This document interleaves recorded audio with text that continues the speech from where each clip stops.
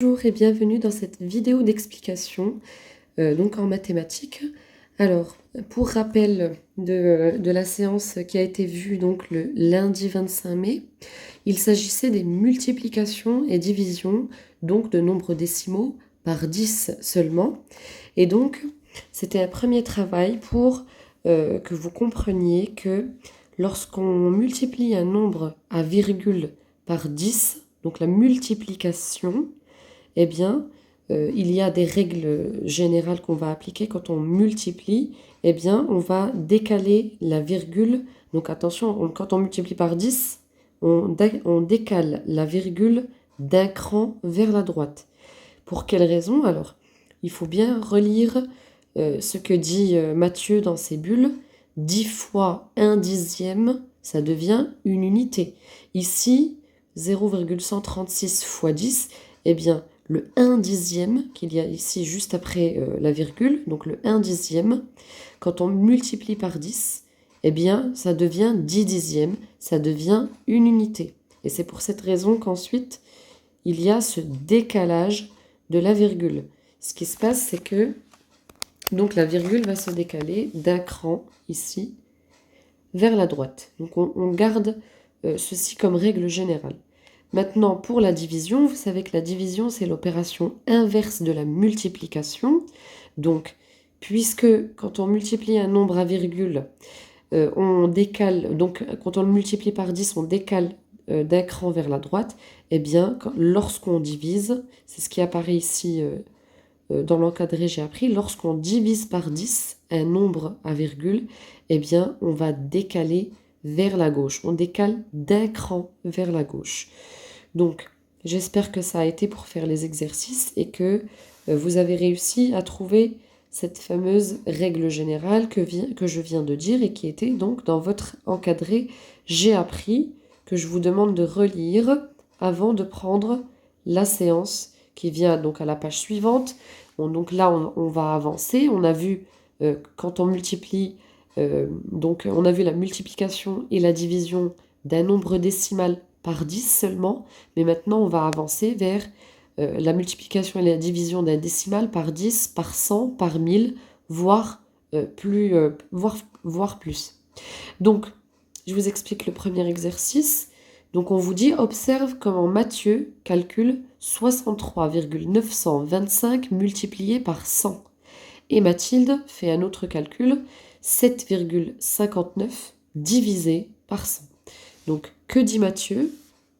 Donc, il dit 63,925 multiplié par 100, je multiplie par 10 et encore par 10. Tout à fait, puisque vous savez que 100, ce n'est que 10 fois 10. Donc, dans la multiplication par 10, le chiffre 3 devient celui des dizaines. Donc, on vient de revoir que la règle disait qu'il fallait décaler la virgule vers donc un cran vers la droite quand on multiplie par 10. Sauf que là, pour multiplier par 100, eh bien on va multiplier par 10 et encore, donc le résultat obtenu, on le remultiplie encore par 10.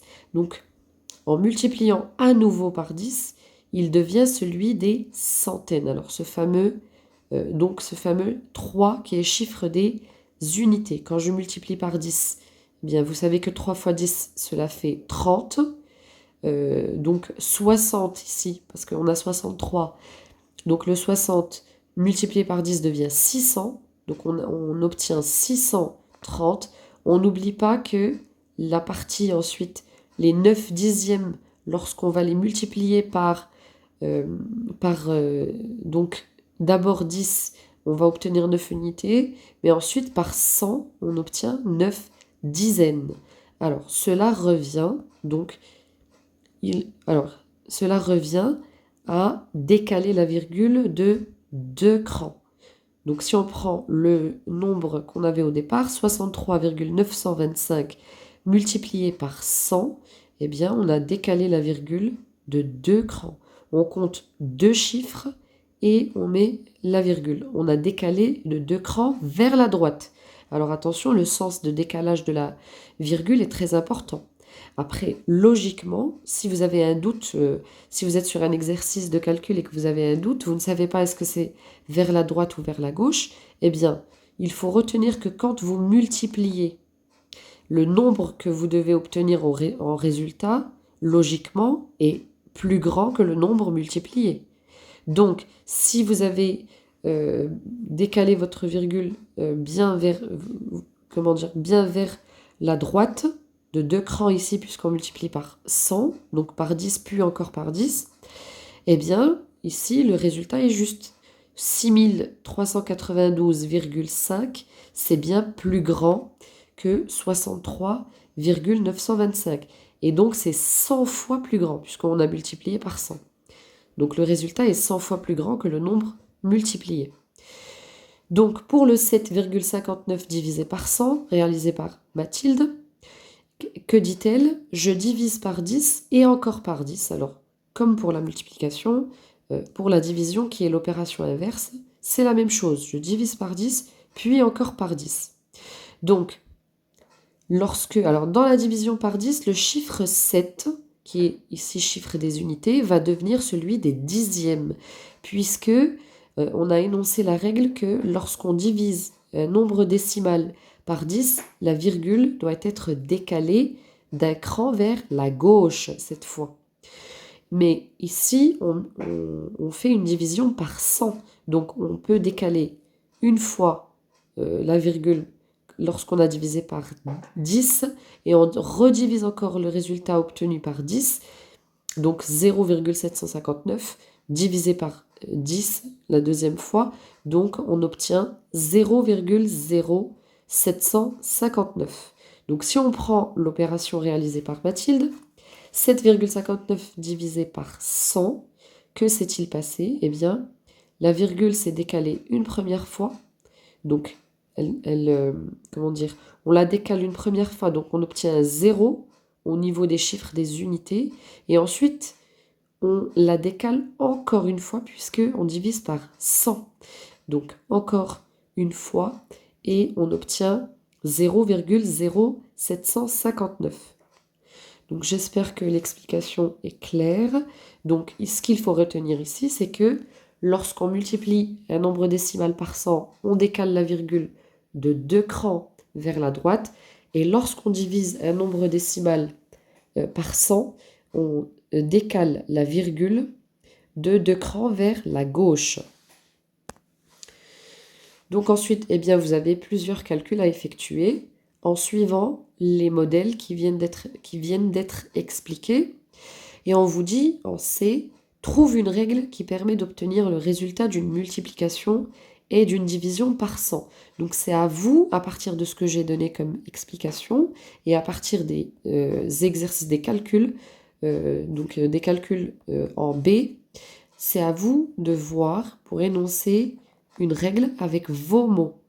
Et ensuite, eh bien, vous confirmez ce que vous venez la règle que vous venez d'émettre, vous confirmez en lisant l'encadré j'ai appris. Donc ici, dans l'encadré j'ai appris, on vous explique que se passe-t-il en donnant des exemples. Et ici, il parle bien d'un décalage de 2 rangs puisque on multiplie ou on divise par 100. Ensuite, en D, vous avez un exercice d'entraînement, donc il faut bien le faire, c'est de l'entraînement. Donc parfois multiplication, parfois division.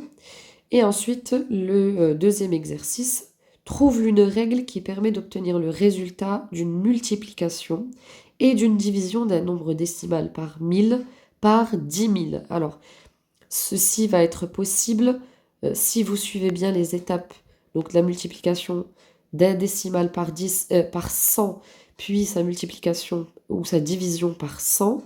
Et donc, si vous avez bien compris, vous verrez que cela fonctionne de la même façon pour 1000, pour 10 000, pour une multiplication par exemple par 1 million, etc. Cela fonctionne de la même façon. Cette règle du décalage de la virgule. Donc, quand on multiplie, on la déplace vers la droite et lorsqu'on divise, on la déplace vers la gauche. Donc, vous laisserez l'exercice Je deviens performant pour la prochaine fois. Je vous remercie pour votre attention. et bon courage.